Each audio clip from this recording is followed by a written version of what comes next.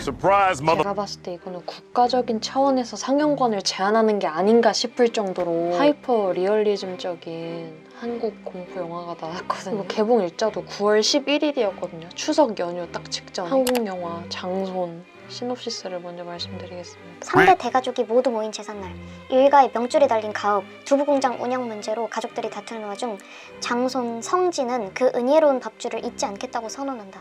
설상가상 갑작스레 맞닥뜨린 예기치 못한 이별로 가족 간의 갈등은 극에 달하는다. 이 두부공장 이름이 대명식품이거든요. 대명. 졸라 큰 운명, 족쇄, 장손. 그 장손을 뒷받침하기 위한 수많은 이들의 운명. 앞서 말씀드렸다시피 이 영화는 결단코 한국 공포 영화라고 볼 수 있을 것 같습니다. 사실 포스터 재질에서부터 뭔가 팝하고 귀엽고 좀 재기발랄한 느낌이 들지 않으신가요? 그래서 뭐지? 이거 약간 힙한 버전의 가문의 영광인가? 라는 생각이 들었거든요. 근데 선배님들 속지 마세요. 물론 아무도 속이지 않았지만 저처럼 속지 마세요. 제가 생각했던 약간 기대했던 영화 줄거리는 약간 이렇거든요. 적당히 이상하고 돈독하고 콩가루인 그 두부공장집에서 슬슬 후대에 대해 이제 어떻게 되냐 이런 얘기가 꺼내지고 있는 시즌이었어요. 근데 서울로 대학 간 그 집 장손이 별말 없이 평소에는 묵묵히 하라는 거 잘하는 그런 캐릭터였는데 갑자기 폭탄 발언을 하는 거야. 저 두부공장 안 물려받겠습니다. 영화 감독하겠습니다. 딴따라 시키려고 그 비싼 돈 주고 두부 판도 들어도 내가 막 간잖아. 오당탕탕 좌충우돌 결국엔 어떻게든 뒤틀려가지고 가족의 사랑을 알게 되지. 막 그런 식으로 흘러가는 블랙 코미디일 줄 알았어. 절대 아니야. 아니 두부로 시작해서 두부로 끝나는 비극 이 정도로만 봤단 말이지. 너무 얕봤어. 그렇게 마냥 짜치게 가지 않더라고. 두부가 그냥 핑계야. 당연하지. 그럼 영화 제목이 두부였겠지. 생각보다 훨씬 딥하고 훨씬 하이퍼 리얼리즘적인 정말 독한 영화였어요. 침착하고 차갑고 제가 10대 후반부터 20대 중반까지 했던 생각이 우리 가족에 대한 애증. 어느 순간부터는 좀 삶이 고돼서 가족 구성원이 아닌 그냥 나 자신에만 집중하려고 그냥 뭐 해결도 안 될 문제 가지고 계속 고민하면 이제 미쳐버릴까 봐 어느 순간부터 그냥 외면했던 그 문제. K가족이라는 그 주제에 대한 깊은 고찰 노골적으로 담겨져 있는 영화였고요. 정말 지극히 한국적인 공포다. 성진이 미친. 아니 귀신이 나오지도 않고 뭔가 그렇다고 막 으스스하게 연출하려는 부분도 없어요. 근데 그냥 이 캐릭터들의 행동 양상에서 나오는 기괴함 뭔가에 씌인 것 같아. 물론 나도 알지. 그걸 뭔지 나도 아는데 이렇게 영화관에서 이렇게 극장으로 보니까 더 자세히 보이잖아. 노골적으로 보이잖아. 좀 이상하다. 그러니까 특히 여성 캐릭터들에게서 그런 으스스함이 되게 잘 느껴지거든요. 그리고 뭐 이제 한국식 뭐 제사나 장례 이런 데서 보이는 뭔가 의식이라든지 예절 같은 요소들이 그렇게 남의 시선으로 보니까 더욱이 더 약간 우스꽝스럽기도 하고 기괴해 보이기도 하더라고요. 특히 한국 문화에 대한 어떤 배경이 전혀 없는 뭐 외국인들이 봤을 때는 정말 오컬트 영화인가라는 생각이 들 정도로 비주얼적으로 되게 뭔가 보여지는 것도 있고 겉보기에는 화려해 보이는 듯한데 폭발하기 일촉즉발인 뭔가 그런 긴장감과 으스스함을 담고 있는 영화였어요. 너무너무 무서웠답니다. 그러니까 캐릭터들을 정말 지독하게 잘 만들었어. 그러니까 이 영화가 전체적으로 되게 신선한 느낌은 아니에요. 어떻게 보면 전형적이라고 여겨질 법한 구성원들이거든요. 과묵하고 보수적인 할아버지, 장손이라면 깜빡 죽는 할머니, 본인 최면칠에 엄청 중요한 아빠랑 그런 아빠 시댁 사이에서 피 말려 죽는 엄마 등등등. 그런데도 영화를 볼 때 질리지 않는 것은 그들에 대한 세밀한 이해가 느껴지기 때문이었는데 그러니까 우리가 항상 궁금해하지만 뭔가 그 근원에 대해서는 파헤쳐볼 생각을 안 했던 그 할머니들은 왜 저렇게 노골적으로 장손들을 차별할까? 아빠는 왜 굳이 맨날 저렇게 술 먹고 진상짓을 부릴까?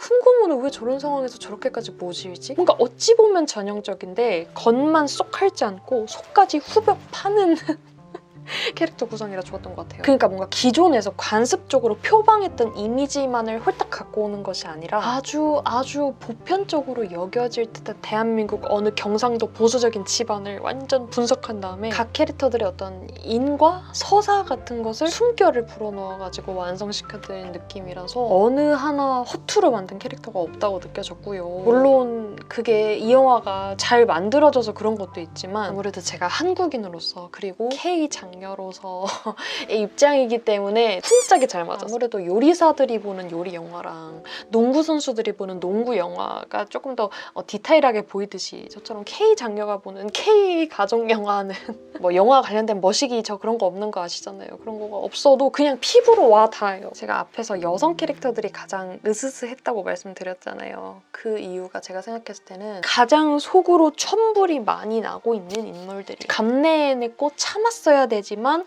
겉으로 쉽게 폭발해내지 않고 되게 냉정하고 차갑게 행동하는 캐릭터들이기 때문에 그 어떤 스산함이 더 잘 느껴지거든요. 가장 인상 깊었던 씬들을 한번 애둘러서 설명드려보자면 1대째 며느리가 2대째 며느리를 처음 뵙는 날이래요. 그러니까 어떻게 보면 할머니가 엄마를 처음 뵙는 자리잖아요. 근데 처음에 눈도 안 마주쳤다는 거야. 그래서 내가 그렇게 마음에 안 드셨나 했는데 나중에 여쭤보니까 이렇게 남의 집 귀한 딸을 앞으로 고생시킬 생각을 하니까 너무 미안해가지고 쳐다도 못 보겠더라 라고 말을 하더래. 근데 그게 참 기괴한 이야기 아닙니까? 참 미안할 일이면 우리 집하고 결혼 안 하라고 설득을 하든지 아니면 일을 안 시키면 되는 거 아니야. 근데 그게 할머니 탓을 할 수가 없는 거야. 왜냐면 이거는 할머니가 결정한 게 아니거든. 그리고 극중 후반에 어떤 사건이 발생하는데 피해자격 되는 인물이 가해자로 추정되는 인물을 변호하는 씬이 나와요. 까가 그롤라가 아니다. 벌레 하나도 못 죽였나 막 이렇게 하는데 심지어 가해자 본인이 막 그러거든.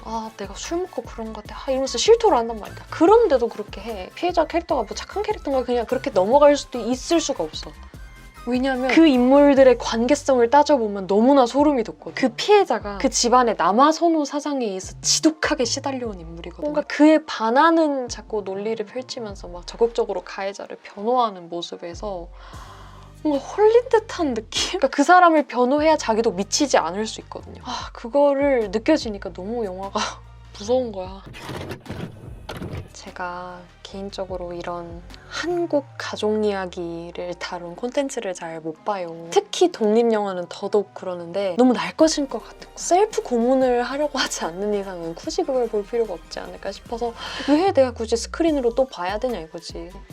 이 영화가 특별했던 건 보고 나서 오히려 머리가 차가워지더라고요. 보고 나서 가슴이 뜨거워지는 영화가 있고 머리가 차가워지는 영화가 있잖아요. 이 영화가 너무나 후자예요. 근데 그게 너무 신기한 거예요. 이 소재와 주제 자체가 저한테 그럴 수 없는 주제인데 그게 되게 매력적인 포인트인 것 같더라고요. 그러니까 때깔도 좋고 되게 안정적이고 연출이 되게 걸출해요. 프로 패션을 하셔가지고 그런 전문적인 연출이 이런 가족 이야기를 거부감 없이 받아들이게 하는데 좀 일조하지 않았나 싶거든요. 그토록 작품 내적으로 몰입을 했음에도 불구하고 가끔씩 작품 외적으로 빠져나와서 와 멋있는데? 이렇게 감탄하게 되는 연출들이 되게 많았어요. 곱씹어서 말씀드리려고 했는데 너무 많아가지고 아무튼 화면 속의 이미지나 어떤 연출적인 부분에 전혀 군더더기가 없는 느낌? 그런 탁월한 기술력이 철저하게 꾸려진 캐릭터들과 만나니까 특유의 으스스한 분위기를 그냥 알아서 자아내는 것 같더라고요. 한 씬 한 씬 놓고 보면 그냥 무서울 게 없고 그냥 어느 집안 일상같이 느껴지는데 그 전체 흐름을 놓고 보면 그냥 그 자체가 호러.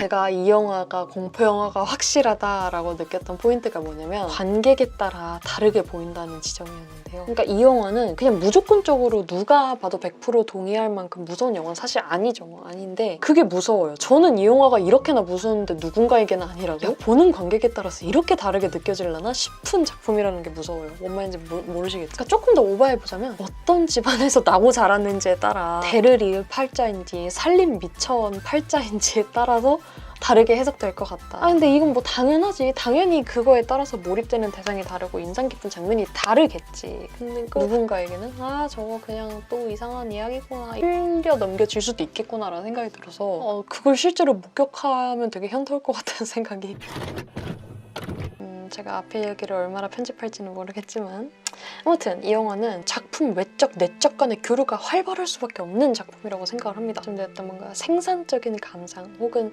서로의 아픔을 보듬어주면서 야 나도? 야 너도? 뭐 이렇게 보듬어줄 수 있는 리뷰가 많이 나왔으면 좋겠다고 생각을 하고요. 네, 마무리하면서 이제 이 장손 작품의 영재를 한번 읊어드리자면 하우스 오브 더 시즌스거든요. 근엄한 한옥을 배경으로 막 산의 전경 같은 거를 담아줘요. 그에 따른 한국의 그 사계절, 어떻게 보면 다른 나라와 또 구분되는 이런 문화와 마찬가지로 다른 나라와 구분되는 한국의 사계절을 되게 아름답게 담아주거든요. 그게 너무 역설적이에요. 너무 아름다워서. 근데 제 기억이 맞다면 이 영화에서 딱히 봄에 해당하는 씬은 나오지 않았던 것 같거든요. 봄이라 하여금 뭔가 평화롭고 희망찬 뭔가 이런 것의 상징이잖아. 이 영화에서 이제 새로 태어나는 아기가 등장하는데 걔 이름을 늘봄이라고 지었대. 근데 늘봄, 이 영화에서는 담기지 않았던 봄, 그런 생각을 했어요. 어쩌면 한국에서 사계절이란, 가족이란, 새로운 세대의 그 아이는